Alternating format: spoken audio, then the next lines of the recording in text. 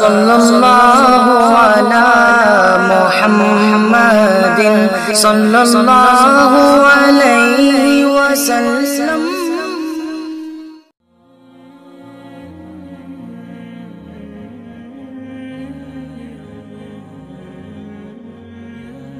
بسم اللہ الرحمن الرحیم ان الحمد للہ نحمده ونستعینه ونستغفره۔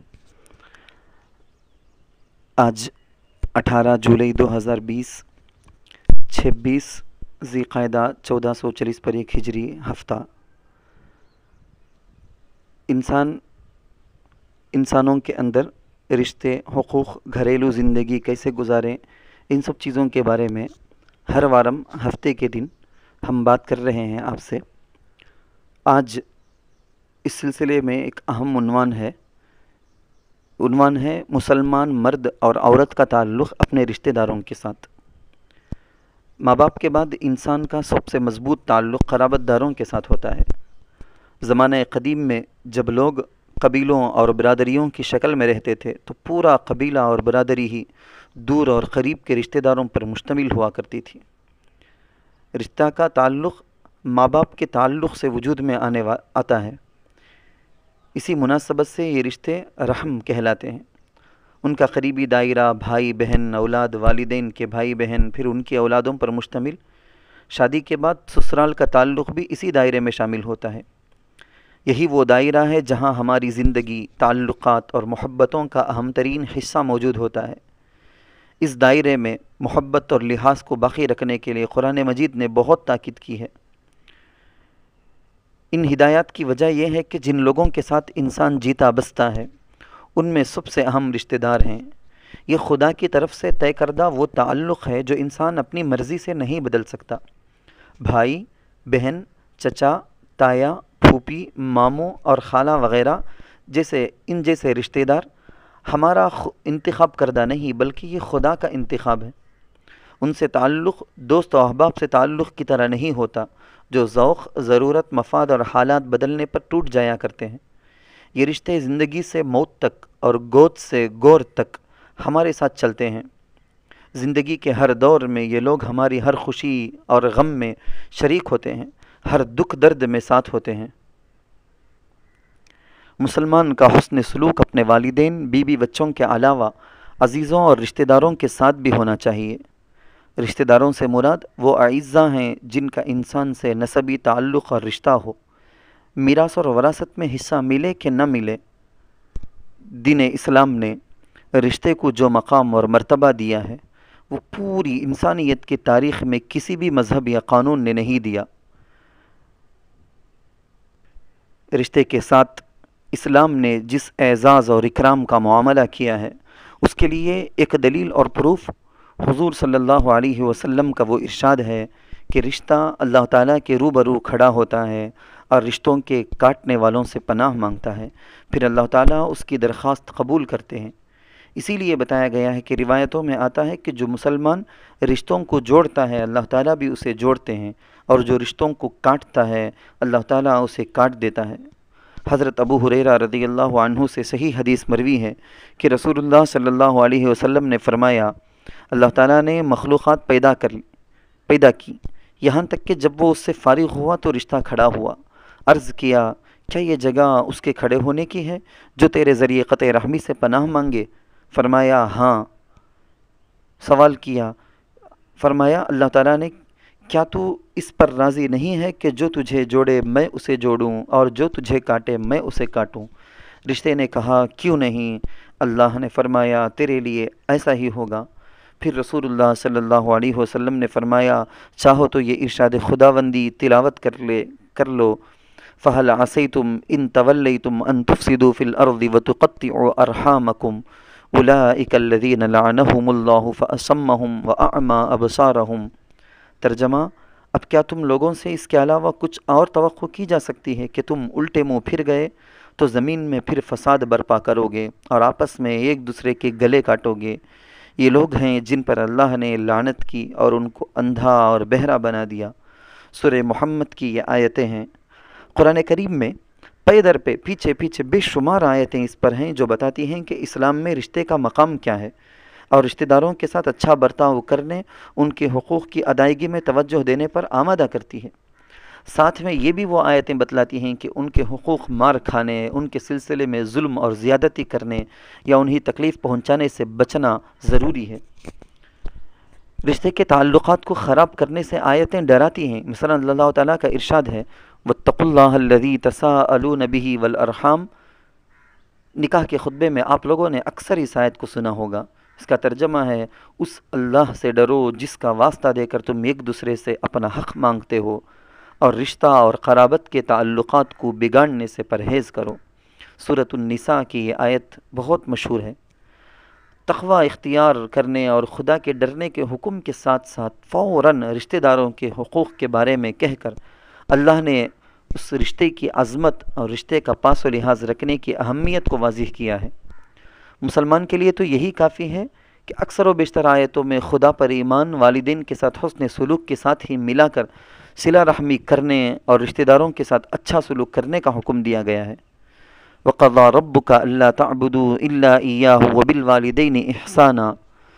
آیت کریمہ ہے دوسری وَآتِ ذَا الْقُرْبَىٰ حَقَّهُ، تم رشتہ داروں کو ان کا حق ادا کرو، والمسکین وابن السبیل، مسکین اور مسافروں کو۔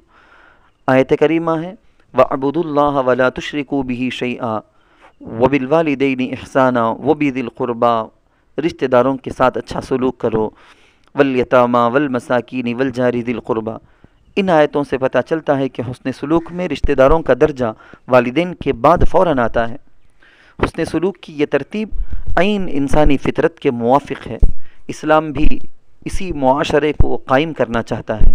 اسلام پوری انسانیت کو یہ بتا دینا چاہتا ہے کہ تکافل اور تعاون، یعنی ضرورت مندوں محتاجوں کی ذمہ داری قبول کر کے ان کے دیکھ بھال کرنا، ان کی تمام تر ضرورتوں کا، حوائج کا خیال کرنا، اس کا آغاز گھر سے ہوتا ہے، یعنی والدین، بیوی، بچے۔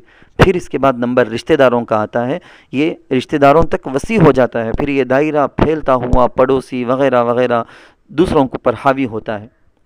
صلہ رحمی اسلام کی اولین بنیادی چیزوں میں سے ہے کہ دنیا میں اسلام اسی کے ساتھ متعارف ہوا تھا، اسی کے ساتھ لوگوں کے سامنے ظاہر ہوا تھا۔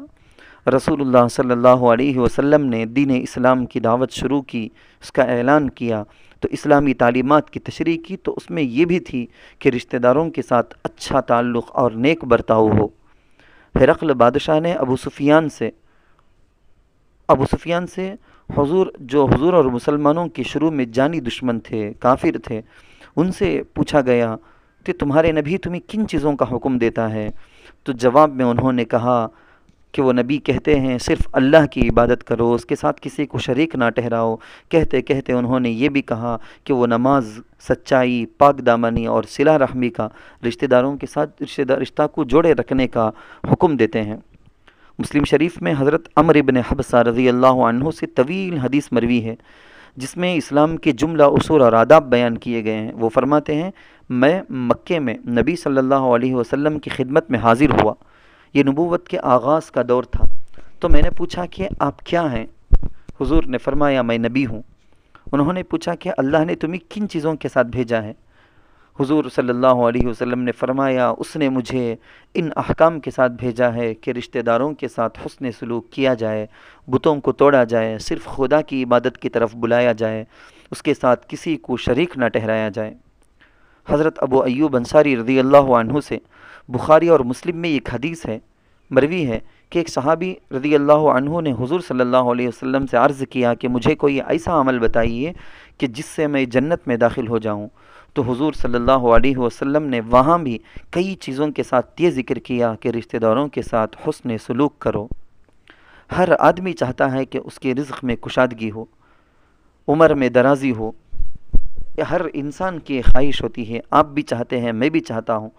اس کے لیے لوگ دنیا میں کیا کیا نہیں کرتے، مگر اللہ کے نبی صلی اللہ علیہ وسلم نے کہا ہے کہ جس کو یہ دونوں چاہیے وہ صلہ رحمی کرے، دونوں چیزیں ملیں گی۔ بلکہ ایک دوسری روایت میں الادب المفرد امام بخاری علیہ الرحمہ کی کتاب ہے، اس میں منقول ہے صلہ رحمی کے 3 انعامات بیان کیے گئے ہیں۔ میری بات کو توجہ سے سنیں اور بار بار سوچ کر دیکھیں کہ جو شخص صلہ رحمی کرے گا، اللہ کے نبی صلی اللہ علیہ وسلم فرماتے ہیں جو شخص صلہ رحمی کرے گا، اپنے رب سے ڈرے گا، تو اس کے لیے 3 انعامات ہیں۔ نمبر 1، اس کی عمر میں درازی ہوگی، لمبی عمر ملے گی۔ نمبر 2، اس کے مال میں اضافہ ہوگا، بہت زیادہ مال۔ نمبر 3، اور اس سے اس کے اہل خوش رہیں گے۔ عمر میں درازی، اس کے مال میں اضافہ کا مطلب اس میں خوب برکت ہوگی، اور اس کے گھر والے، اس کے رشتہ دار، آس پاس تعلق رکھنے والے سب کے سب اس آدمی سے خوش رہیں گے۔ یہ تینوں چیزیں کون نہیں چاہتا؟ یہ تینوں کی تینوں چیزوں کو ہر آدمی، ہر انسان چاہتا ہے۔ اس کے برخلاف قطع رحمی سے نحوست اور مصیبت بڑی خطرناک آتی ہے۔ اللہ تعالیٰ بھی ناراض ہوتے ہیں، لوگ بھی اس سے بغض رکھتے ہیں، دشمن ہو جاتے ہیں۔ اس سے بڑھ کر وعید کیا ہو سکتی ہے کہ رسول اللہ صلی اللہ علیہ وسلم نے فرمایا، جنت میں قطع رحمی کرنے والا نہیں جا سکتا۔ بخاری اور مسلم کے اندر یہ روایت ہے۔ حتیٰ کہ ایسا بدبخت شخص جس قوم میں ہوگا اس پر اللہ کی رحمت بھی نازل نہیں ہوتی۔ آپ وعیدوں کو سنیں، آپ نے انعامات سنا، آپ وعیدوں کو سنیں کہ نمبر 1 یہ کہ قطع رحمی کرنے والا جنت نہیں جا سکتا۔ قطع رحمی کرنے والے پر نحوستیں اور مصیبتیں آتی ہیں، گھر میں بے چینی اور بے سکونی پیدا ہوتی ہے، خوشی ختم ہو جاتی ہے۔ حتیٰ کہ یہ بیان کیا کہ اس پر اللہ کی رحمت بھی نازل نہیں ہوتی۔ صرف اس پر نہیں، وہ جس گھر، جس قوم، جس معاشرے میں ہوگا ان پورے لوگوں پر اللہ کی رحمت نازل ہونا بند ہو جاتی ہے۔ امام بیہقی رحمہ اللہ نے شعب الایمان میں نقل کیا کہ اللہ کی رحمت اس قوم پر، یہ روایت ہے، حدیث ہے کہ اللہ کی رحمت اس قوم پر نازل نہیں ہوتی جس میں قطع رحمی کرنے والا ہوتا ہے۔ میں اس سلسلے میں 2 واقعات نقل کر کے، حدیث کی روشنی میں 2 واقعات نقل کر کے اپنی بات کو ختم کروں۔ واقعہ نمبر 1، طبرانی نے حضرت اعمش رحمہ اللہ سے روایت کیا ہے کہ حضرت عبداللہ ابن مسعود رضی اللہ عنہ بڑے جلیل القدر، بڑے درجے کے صحابی ہیں۔ وہ ایک دن فجر کی نماز کے بعد حلقہ میں بیٹھے تھے، کہنے لگے کہ میں قطع رحمی کرنے والے کو خدا کی قسم دیتا ہوں کہ وہ ہماری مجلس سے اٹھ جائے، کیونکہ ہم اپنے رب سے دعا کرنا چاہتے ہیں اور آسمان کے دروازے قطع رحمی کرنے والے کے لیے بند ہیں۔ اب ذرا سوچ کر دیکھیں، اس واقعے میں یہ بتایا گیا کتنے بڑے جلیل القدر صحابی ہیں، ان کی دعا تو ضرور قبول ہوگی، وہ بھی مسجد میں ہیں، فجر کی نماز ادا کیے ہیں، مگر وہ خدا کی قسم دے کر کہتے ہیں کہ قطع رحمی کرنے والا اگر مجلس میں ہوگا تو ہماری دعائیں اس کی وجہ سے رد ہو جائیں گی، کیونکہ جو قطع رحمی کرتا ہے اس پر آسمان کے دروازے بند ہوتے ہیں، اس کی عبادت، اس کی دعا، اس کا آمین کچھ بھی قبول نہیں ہوتا۔ واقعہ نمبر 2، حضرت امام بخاری رحمۃ اللہ علیہ نے اپنی کتاب الادب المفرد میں نقل کیا ہے کہ ایک مرتبہ جمعرات کی شام کو، یعنی جمعے کی رات تھی، دوسرا دن جمعہ تھا، اس سے پہلے رات جمعے کی ہوتی ہے، حضرت ابو ہریرہ رضی اللہ عنہ ایک مجلس میں بیٹھے ہوئے ہیں، لوگ اطراف میں بیٹھے ہوئے تھے۔ حضرت ابو ہریرہ رضی اللہ عنہ نے فرمایا، میں قطع رحمی کرنے والے کو سختی سے، پورے اصرار سے بار بار کہتا ہوں کہ وہ ہمارے پاس سے اٹھ جائے۔ حضرت نے کہا، بڑی سختی سے کہا، لیکن کوئی نہیں اٹھا۔ انہوں نے، حضرت ابو ہریرہ رضی اللہ عنہ نے 3 مرتبے یہی اعلان کیا کہ میں قطع رحمی کرنے والے کو سختی سے کہتا ہوں کہ وہ ہمارے پاس سے اٹھ جائے۔ 3 مرتبہ کے اعلان کے بعد ایک نوجوان اٹھا، اپنی ایک پھوپھی کے پاس گیا جس سے اس نے 2 سال سے قطع تعلق کر لیا تھا، بات چیت بند کر لی تھی۔ جا کر اس نے اپنی پھوپھی سے سارا ماجرا بیان کیا، کیونکہ پھوپھی نے پوچھا تھا کہ بھتیجے کیسے آنا ہوا، تو انہوں نے سارا ماجرا سنایا۔ تو پھوپھی نے کہا کہ تم جاؤ ابو ہریرہ رضی اللہ عنہ کے پاس جا کر پوچھو کہ انہوں نے ایسا کیوں کہا کہ قطع رحمی کرنے والا ہمارے پاس سے اٹھ جائے، ایسا کیوں کہا تھا۔ وہ نوجوان واپس جا کر معلوم کیا تو حضرت ابو ہریرہ رضی اللہ عنہ نے فرمایا، میں نے نبی صلی اللہ علیہ وسلم کو فرماتے ہوئے سنا ہے کہ بنی آدم کے اعمال اللہ کی جناب میں ہر جمعرات کی شام میں، یعنی جمعے کی رات میں پیش کیے جاتے ہیں۔ اس وقت قطع رحمی کرنے والے کا عمل قبول نہیں ہوتا۔ قطع رحمی دعا کو، عمل کو، اللہ کی رحمت کو، برکتوں کو روک دینے والا ہے۔ ہم اس سلسلے میں آگے بھی تفصیل سے بات کریں گے کہ رشتہ دار کیسے کیسے مزاج کے ہوتے ہیں، ان کا سلوک کیسا ہوتا ہے، کیونکہ رشتہ داروں میں، انسانوں میں مختلف مزاج ہوتا ہے۔ کوئی برا رشتہ دار، حتیٰ کہ عربی کے اندر مقولہ بھی ہے، بعض الاقارب کالعقارب، بعض رشتہ دار تو بچھو کی طرح ہوتے ہیں کہ ان کی زبان کھلتی ہے تو بچھو کے ڈنک مارنے کی طرح۔ تو اچھے رشتہ دار بھی ہوتے ہیں، برے بھی ہوتے ہیں، ان سب چیزوں کے بارے میں ہم آگے تفصیل سے انشاءاللہ کلام کریں گے۔ وآخر دعوانا ان الحمد للہ رب العالمین۔